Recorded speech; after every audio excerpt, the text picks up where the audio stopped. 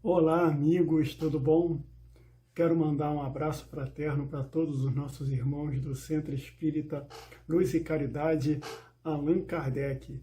Aí o pessoal de Queimados, Queimados local que eu conheço, que eu tive uma tia que morou em Queimados na infância, então fui muitas vezes para a casa da minha tia. Deixo um abraço fraterno a todos os irmãos aí e agradecer esse convite que tivemos aqui de fazer o estudo hoje, que será do Evangelho segundo o Espiritismo, capítulo 17, Sede Perfeitos, item 10, Um Homem no Mundo. Esse é o nosso tema de hoje, para que a gente vai falar no estudo de hoje, agradecendo aqui, já deixando aos queridos irmãos um abraço fraterno e vamos iniciar então o nosso estudo de hoje. Nós vamos iniciar com uma pequena história do nosso querido Divaldo Pereira Franco, a história verídica, mais ou menos no ano, final da década de 60, mais ou menos em 1968, Divaldo foi a primeira vez a Paris. Foi a convite de amigos dele que moravam no Rio de Janeiro. A Lígia e o Emílio Ribeiro convidaram o Divaldo e ele foi para Paris. E já desde o primeiro momento, o Divaldo diz que ficou muito atormentado, não conseguindo dormir à noite direito, e pela manhã, ele ainda estava assim, sentindo esses tormentos todos ainda, não estava muito bem, e sentiu uma vontade enorme de sair. E pediu para o casal amigo para que lhe deixasse ir. Ele não sabia nem dizer direito para onde que ele queria ir. E eles ficaram assustados, porque uma segunda-feira, às 7 horas da manhã, todos os monumentos estavam fechados em Paris. Nenhum monumento público estava aberto. E o Divaldo falou para eles que ele levaria o endereço, qualquer coisa ele pegaria um táxi ou ligaria, que eles ficassem despreocupados. E assim foi o Divaldo. Ele saiu, foi caminhando a pé, entrou no metrô. Do metrô ele pegou um ônibus e foi se afastando da cidade de Paris. Depois de algumas horas, algum tempo no ônibus, ele passa por um bosque e pede para o motorista para descer. O Divaldo pega uma estradinha de pedra, que era uma estrada real, e vai parar no monastério. O monastério todo coberto de pedras, com uma torre enorme da igreja que ficava atrás, chamava a atenção. E lá ele já se sentindo totalmente diferente, que estava com uma personalidade diferente, e o Divaldo bate a porta. Abre a monja porteira e diz para o Divaldo que ali não admitia visita e que não poderia deixá-lo entrar. Não poderia entrar visita masculina, que só o confessor das monjas, que eram as monjas enclausuradas, que foi fundada no século XVII, mais ou menos em 1606, por um frade capuchinho, e que as monjas não recebiam visitas, e o Divaldo não poderia entrar. E o Divaldo conversa com ela e pede para ela chamar a monja mestra. O Divaldo já começou a estranhar, porque ele reparou que ele estava falando com o francês numa situação diferente. Ela, não sabe por que, deixou o Divaldo entrar e pediu para ele aguardar no parlatório. E veio uma senhora de 60 anos conversar com ele, dizendo que a visita dele não poderia, que ali as monjas ficam enclausuradas, não poderia ter figura masculina, a mesma conversa com o Divaldo. E o Divaldo então pede para chamar a abadesa. E vem a abadesa, uma senhora de 70 anos, muito simpática, e o Divaldo conversando com ela, e ela fala: meu senhor, mas por que o senhor está falando assim no francês provençal? O senhor é muito jovem para estar utilizando essa linguagem. E o Divaldo explica para ela que ele gostaria de visitar a cela dele, que ele teve ali.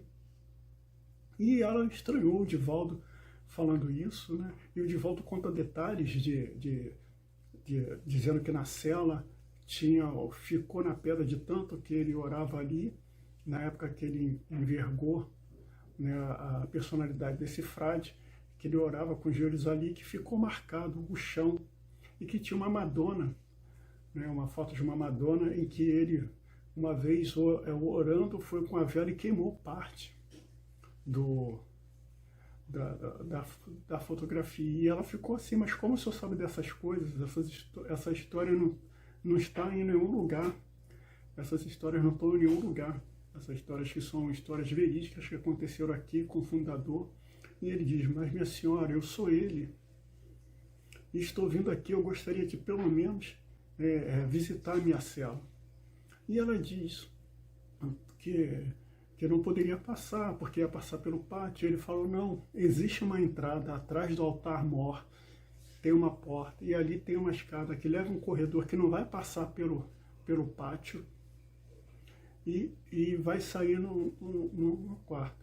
Então, ela foi assim, então vamos lá, já que o senhor diz que conhece, e deixaram, então, o Divaldo ir caminhando à frente, né? Ele, a abadesa, a monja mestra e a monja porteira, foram todos atrás dele, como outrora, né? O fundador à frente, com as monjas atrás. E o Divaldo fez o caminho que ele falou e chegou até lá a cela. Chegando lá, ele viu a roupa que constava ainda do fundador que estava lá, né, a roupa que utilizava, toda velha, surrada. Observou a pedra pome, que ficou com as marcas ali, né, mais afundado local onde ele orava. A foto da Madonna já não existia mais. Então todos emocionados voltaram pelo mesmo caminho, e o Divaldo começou a conversar com elas, a falar. A abadesa pediu que as outras fossem, e o Divaldo ficou conversando com ela, muito emocionada, e o Divaldo disse para ela que ele estava voltando agora, porque quando ele fez a instituição, ele botou regras muito rígidas, e que isso estava pesando na sua consciência, que ele queria que agora fosse dado para elas um tratamento melhor, com um tratamento na base do amor, da caridade, né? E que tinha estabelecido regras muito rígidas. E ficaram conversando até a hora do almoço, convidaram o Divaldo para almoçar, o Divaldo almoçou, continuaram conversando, e o Divaldo falou do Espiritismo, falou do Evangelho segundo o Espiritismo, falou do Livro dos Espíritos, e ela fala toda emocionada, eu já estou tão velha, como é que só agora me chega isso às minhas mãos? Eu venho saber disso. O Divaldo, não, a senhora está muito nova ainda, eu me encarrego que assim que voltar a Paris, de comprar e mandar para a senhora esses livros para a senhora poder estudar. E assim o Divaldo estabelece ali com a abadesa Beatriz uma amizade. Ela era uma belga, estabelece uma amizade com ela. Já chegando às 16 horas, o Divaldo também é convidado para o lanche, mas aí ele declina, dizendo que teria que voltar. E aceitar, né, que quando ele chegou, elas ofereceram de duas monjas acompanhá-lo, ele até a casa em Paris que ele estava. E agora ele aceitou o convite delas levarem ele, então ele volta para casa. No dia seguinte, o Divaldo já estava melhor, vai na livraria, compra de livros, né, o Evangelho segundo o Espiritismo e o Livro dos Espíritos, para poder entregar para a monja Beatriz. E ali, a partir de então, eles passaram a se corresponder. Na década de 80, ela volta para sua terra, para a Bélgica, e o Divaldo tem a oportunidade de visitar ela e conversar mais sobre a doutrina dos espíritos, e ela estava maravilhada com todo o conhecimento que ela estava tendo, estava guardando, né? Estava aprendendo ali naquele instante, né? A monja, a abadesa Beatriz e o Divaldo estabeleceram uma amizade até o desencarne da monja. E aí, por que nós estamos falando disso, né? Nós contamos justamente essa história do Divaldo, que fala sobre, né, as vidas passadas, né, sobre um padre capuchinho que estabeleceu uma instituição com regras muito rígidas, né? justamente pelo nosso tema de hoje, que é o homem no mundo, né? Que diz o seguinte: um sentimento de piedade deve sempre animar o coração dos que se reúnem sob as vistas do Senhor e imploram assistência dos Espíritos bons. Purificai, pois, os vossos corações, não deixei que neles se aloje qualquer pensamento mundano ou fútil. Elevai o vosso espírito àqueles por que chamais, a fim de que, encontrando em vós as necessárias disposições, possam lançar em profusão a semente que deve germinar em vossos corações e dê fruto de caridade e justiça. Não acrediteis, todavia, que, exortando-vos incessantemente a prece e evocação mental, estejamos vos obrigando a viver de uma vida mística que vos mantenha fora das leis da sociedade onde estáis condenado a viver. Não, vivei como os homens de vossa época, como devem viver os homens, sacrificai as necessidades, mesmo as frivolidades do dia, mas sacrificai com sentimento de pureza que as possam santificar. Então, só nesses 2 parágrafos que nós lemos aqui do trecho, né, que nós devemos viver no mundo como homens do mundo, né? Muitas das vezes as pessoas olham aquela foto do Kardec, né, que ele todo sério, sisudo, né, e não sabe que o Kardec era uma pessoa alegre, que o Kardec era uma pessoa que gostava de conversar, que era risonha, que naquela época os quadros, as fotos, as pessoas sempre faziam dessa forma, né? Ficava com uma imagem séria para poder captar, né, o seu rosto, né? E até no início da fotografia a pessoa passava horas e horas parada numa mesma posição até poder fazer a reprodução. Então, não quer dizer que uma pessoa ela fique séria, né? Que vai dizer que ela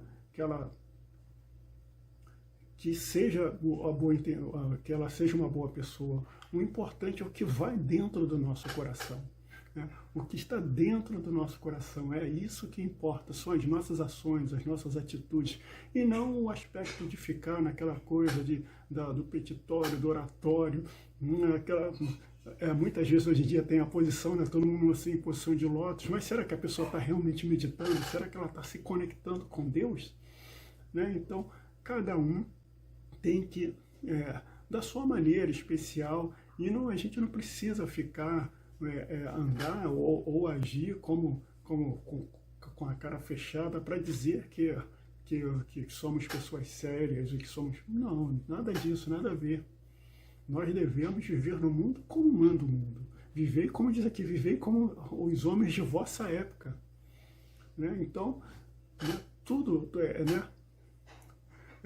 tudo para nós praticamente é lícito, mas nem tudo convém, como disse Paulo, né? Tudo nos é lícito, mas nem tudo convém. Então a gente tem que saber separar as coisas. A gente pode ser jovial, a gente pode brincar e, no entanto, mantermos a nossa seriedade, porque o importante é saber se qualquer atitude que nós vamos tomar ou vamos fazer, se aquela atitude que nós estamos fazendo, o nosso mentor, o nosso anjo guardião, se ele vai se envergonhar das nossas atitudes. Não adianta a gente manter o aspecto sério e estarmos fazendo coisas que vai fazer corar esse nosso irmão que está junto conosco, ficar com vergonha de nós. Então, é isso que nós temos que prestar atenção. O próprio Chico Xavier gostava muito de contar anedotas, lógico que anedotas sem cunhos, sem palavrão, né? Piadas mesmo de salão.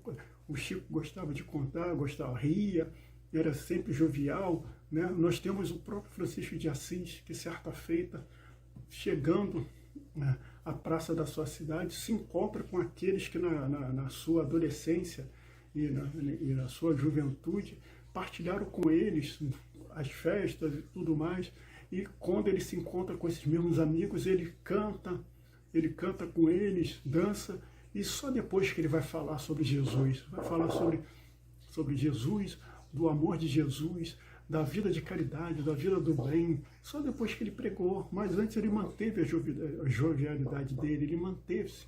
Né? Tem uma certa historinha também, né, que era do santo e o pecador. Né? Aí chegou o anjo e precisando que eles fossem que eles ajudassem numa situação, falou o seguinte: olha, eu estou precisando de vocês, porque eu sou anjo e eu não tenho como agir na matéria, eu ajo através de vocês. Estou necessitando nesse momento que vocês vão em busca de uma mãe que está no bar e a sua filha está em casa, está prestes a sofrer um acidente. Aí o santo fala: eu vou entrar no lugar daquele? Jamais, de forma nenhuma. E o pecador: para entrar no bar para puxar a mulher que está bêbada, pode deixar que eu vou lá. Ele foi lá, pegou a mulher, falou com ela, levou para casa e salvou a criança. Aí depois, uma outra situação, voltou um anjo novamente e falou: olha, tem uma pessoa que está ali naquele prostíbulo que está passando mal, estou precisando que retire ela, ajude ela, socorre ela. O santo fala: eu entrar no lugar daquele? De forma nenhuma, a minha imagem não permite que eu faça isso. E lá o pecador foi lá, entrou, para entrar lá, pode deixar, deixa comigo mesmo. E assim foi durante todo o tempo. Quando os dois desencarnam, o pecador tem entrada nas colônias espirituais, enquanto que o santo foi para a zona umbralina. E aí ele pergunta: mas por que eu estou sofrendo aqui na zona umbralina e o pecador foi para as bem-aventuranças da colônia? E ali foi-lhe respondido: porque o outro trabalhou em prol do próximo, fez a caridade, auxiliou, ajudou, enquanto ele ficava só na sua posição de manter a sua santidade, na sua forma de não se comprometer com nada, né? Então nós devemos e podemos viver no mundo, né? Como diz aqui no texto, se os irmãos puderem depois ler com mais calma, é um trecho pequeno, né, grande, né, que é o capítulo 17, item 10, para ver que o que importa são as nossas atitudes, é aquilo que a gente faz, é a caridade, é auxílio ao próximo. Tudo isso nós devemos fazer. O demais, nós podemos sempre participar, podemos ir a festas, podemos conversar com as pessoas, podemos trocar, né? Porque se nós vivermos uma vida isolada, se nós vivermos uma vida longe, como é que nós vamos interagir com a sociedade? Qual vai ser a oportunidade que nós teremos de encontrar e de auxiliar? Como é que nós cresceremos se nós só ficarmos isolados, sem contato com ninguém, né? A nossa vida vai ser vazia, as nossas orações vão ser orações vazias, por mais que a gente fique só orando, mas se a gente não tiver as ações, né, não vai ter validade, né? Eu posso ficar daqui, da minha casa, orando pelo mundo inteiro, mas se eu não tiver as atitudes também e ficar só na oração, né, não vou ter atos para poder comprovar, né, não vou ter atitudes para poder fortalecer a minha fé, né, para que ela fique mais robusta nas ações, né? A não ser que, né, eu me lembro uma certa feita, a nossa querida Yasmin Madeira, falando da sua avó, sim, uma senhora já idosa, já tinha trabalhado muito, já tinha sido médium, já tinha, depois já com a idade já bem avançada, e ela assistindo o Jornal Nacional, a Yasmin ainda criança, né, adolescente, ela falou assim: tem uma notícia que tinha estourado uma guerra. Ela virou assim para ela e falou: isso não pode ficar assim. Yasmin, pega o evangelho, vamos orar. E aí a Yasmin falou: ah, meu Deus do céu, a vovó vai agora querer parar uma guerra com o evangelho. E ela pegou o evangelho e orou com tanto amor, com tanta devoção, que a Yasmin, pela sua mediunidade, viu, pela sua vidência, viu as emanações que saíam, que vinham para o alto, para poder ajudar e socorrer aquela situação. Então, queridos irmãos, nós vamos sempre tentar agir. Quando a gente não tiver como agir, nós vamos orar. Lógico que a gente deve orar e agir sempre, sempre. Não devemos deixar nunca de nos utilizarmos dessas ferramentas, né? Continuando aqui, ele fala assim, sois chamados a entrar em contatos com espíritos de natureza diferentes, de caracteres opostos. Não choqueis a nenhum daqueles com quem estiverdes. Sede alegres, felizes, mas seja a vossa alegria que provém da consciência reta. Seja a vossa felicidade a do herdeiro do céu, que conta os dias que faltam para entrar na posse da sua herança. A luz vai em todos os cantos. Ela pode entrar no pântano, mas não se suja com o pântano. Ela vai, faz o que tem que fazer e volta. A luz entra em todos os lugares. E assim nós devemos entrar em todos os lugares sem nos preocuparmos se vão falar mal, se vão dizer onde está, porque se a nossa intenção ali for uma intenção boa, se for uma intenção que seja que estamos ali de ajuda ao próximo, deixem falar o que quiserem, porque não vai ter importância nenhuma se a nossa atitude nos revela. Mais uma historinha que acabei de lembrar aqui é das 3 senhoras que ficavam sentadas na praça observando, era uma cidadezinha pequena, e tinha lá um local também, um prostíbulo, e entrou o prefeito e elas, olha lá, o prefeito entrando lá dentro. Entrou outro que era o advogado, olha lá o advogado lá, coitado. Aí um filho delas, que é o filho de uma das 3 que estava, entra também no local, ela vira para as outras e fala assim, meu filho entrou lá, alguma das meninas deve ter passado mal, ele é médico. Quer dizer, para os outros elas falavam mal, mas quando chegou a vez de ser o filho dela, ela foi procurar a defesa do filho por ser médico, de ter ido ajudar. Então, em tudo na vida a gente tem que... nós vamos estar sempre prontos a auxiliar aonde quer que estejamos, no nosso trabalho. A gente deve chegar, falar com os amigos, Não precisamos fazer nada, pregar para os outros,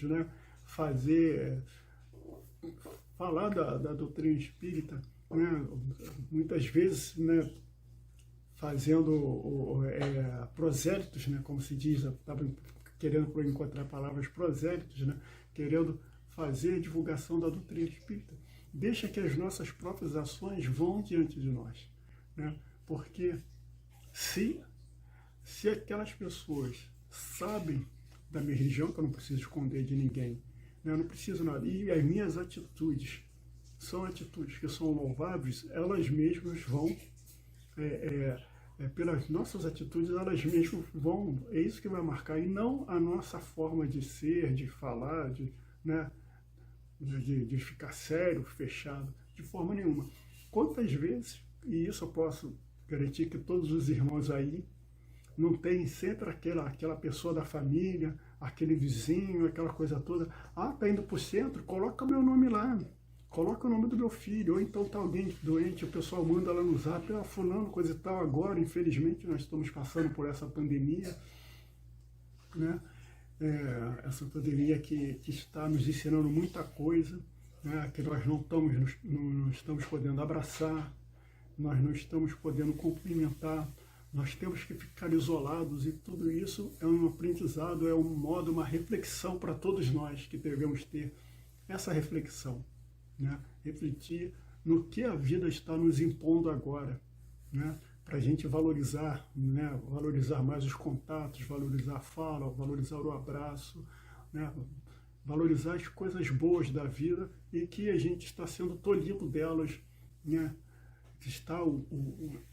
a vida está o mundo inteiro, a vida está colocando o planeta todo para refletir, para pensar, para olhar para dentro de si. Então, continuando aqui, para a gente falar quantos de nós não recebemos pedidos de amigos que falam, fulano tá com Covid, está internado, para a gente botar nas nossas correntes de orações. E eu tenho certeza que todos nós aqui recebemos, porque as pessoas sabem que nós somos espíritas. Elas sabem que todos nós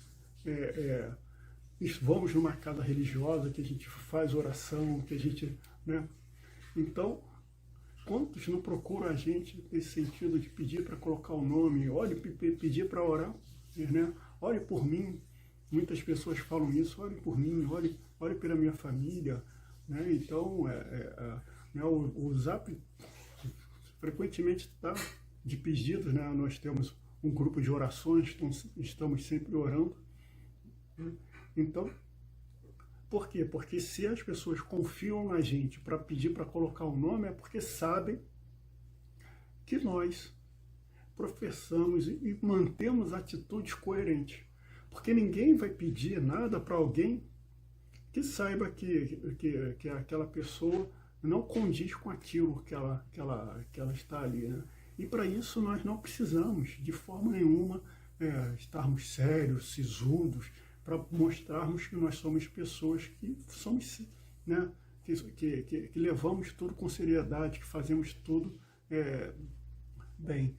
Né? Então, a minha fala hoje é no sentido que nós devemos viver no mundo, né? Quem gosta de dançar pode dançar, quem gosta... Né? Agora, tudo nos é lícito, mas nem tudo nos convém, como diz Paulo. Então, todos nós sabemos das atitudes e aquilo que nós devemos fazer, né? Não é o fato, né? Não é o fato da pessoa estar numa situação ou não que vai dizer que ela, né, o fato dela se portar de uma forma ou não vai dizer que ela é uma pessoa séria ou não. E sim as atitudes dela, como está o seu coração, né, nesse momento que a pandemia está fazendo como que todos nós entramos para dentro de nós, né? Que a gente possa refletir nos nossos atos, que a gente possa pensar, né? Lembrei agora até de uma conhecida minha, uma amiga, uma médium, que é do grupo espírita Eurípides Barçanufo, lá no Recreio, em que ela falando que a primeira vez que ela foi na cidade de Ouro Preto, que eu ainda infelizmente não tive a oportunidade de ir, mas quem foi diz que primeiro você chega, olha a cidade de cima, né? Vê aquela cidade de cima, depois desce para chegar até a cidade. Então, ela viu, quando olhou pela cidade pela primeira vez, a imagem que veio para ela não foi da Ouro Preto atual, mas sim da Ouro Preto, né, do século lá, do ouro, né, do Brasil colônia, da exploração do ouro, e que foi uma cidade muito importante. E ela entrou tipo, qual a história do Divaldo, e entrou tipo num torpor em que tudo ela via, estava vendo a cidade toda, como era daquela época. E ela já assim assustada, não querendo falar muito com as filhas, evitando entrar nos locais, mas teve uma hora uma igreja que ela estavam demorando muito, ela foi chamar, quando ela entrou e ela, né, viu a igreja como era, e veio a cena para ela. Embaixo da igreja tinha um outro nível, né, onde ela estava ali, sendo uma pessoa má, maltratando os escravos, e ela ainda era a mulher do padre, né? Literalmente a mulher do padre. Ela tinha um relacionamento com o padre daquela igreja, e tipo assim, mandava, né, ditava as normas dali, né, impunha as pessoas, né, daquelas pessoas que são controladoras, né, que impunha as regras, as normas, ditava uma certa moralidade que ela não tinha aquela moralidade na época, né? Quer dizer, era tudo fachada, os atos dela eram totalmente contrários. Ela tinha um relacionamento com o padre, era dona de escravo, ela e o padre, que ela maltratava, e ela mandando os capatazes, ela falando, lembrando que mandando os capatazes chicotear, e chega a certa hora ela mandando marcar, e ela empurra a mão dele para poder fazer essa marcação, né? E no final de tudo ela encontra que todas essas igrejas têm o cemitério, né?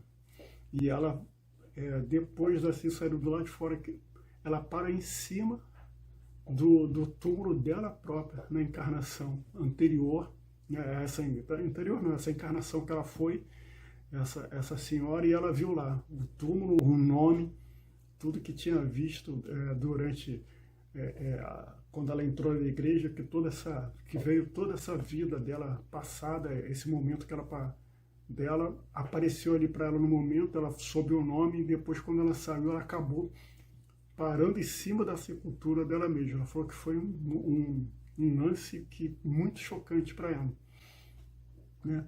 Então, fica sempre para nós que, né, não é a forma, né, não é o jeito, né, e sim como nós nos portamos, né, como nós, então, por isso que pede o Evangelho, que nós todos devemos viver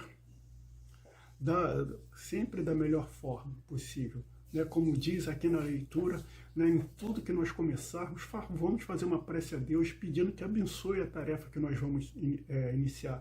E quando terminar aquela tarefa, nós vamos fazer outra prece agradecendo a Deus pela oportunidade que tivemos de fazer aquela tarefa. Então, queridos amigos, né, acho que o recado está dado para todos nós, né? Aqui, continuando aqui, a virtude não consiste em assumir de aspectos lúgubres e severos, em repelir os prazeres que a vossa condição humana vos permite, né?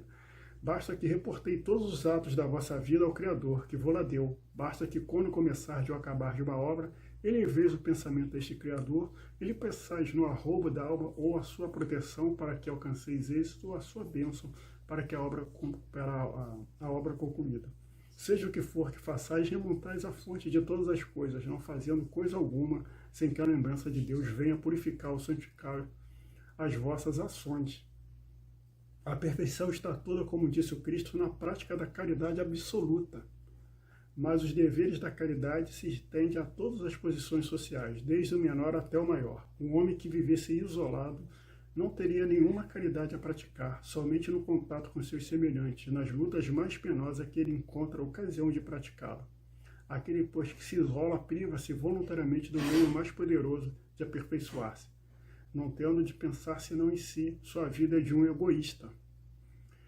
Não imagineis, portanto, que para viver em constante comunhão conosco, para viver sob a vista do Senhor, seja preciso que vos mortifiqueis com silício e vos cobrais de cinza. Não, não.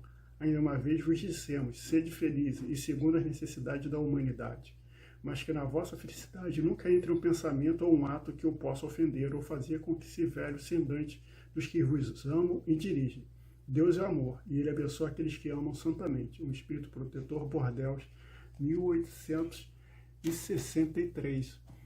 Então, queridos amigos, né, para ter o contato com nossos guias e mentores, né, então o que é? Pensamento elevado, oração, principalmente nós devemos sempre orar antes de dormir, quando acordar, né? Eu gosto sempre de ter o Evangelho, aquele pequenininho, para situações que aparecem da vida, né? A gente pegar o Evangelho, abrir o acaso, se esconder, como disse Jesus, quando for orar, se afastai, não faça na frente de ninguém. Abre o Evangelho e lê aquela mensagenzinha que vai ser para a gente um bálsamo e fazer uma prece pedindo auxílio. E os nossos pensamentos, temos tempo sempre que estar com nossos pensamentos ligados com o bem, né? Se algo vier, alguma coisa aparecer, vier algum pensamento, né, vamos pensar uma coisa positiva, vamos fazer uma prece se a gente pensou mal, vamos fazer algo diferente, né? E assim vamos continuar sendo jovens, né? Jovem no termo de estar sempre alegres, né? Querendo bem, fazendo bem, né? Em todos os cantos. Eu agradeço aos queridos irmãos a oportunidade de estarmos aqui, né, torcendo para que um dia possamos conhecer aí o Centro Luz e Caridade Allan Kardec. Muito obrigado pela oportunidade, muito obrigado, queridos. Espero que vocês tenham gostado. Tá? Um beijo enorme no coração de todos vocês e que Deus Jesus abençoe a todos nós com a graça de Deus. Paz e luz no coração de todos. Ficar em paz.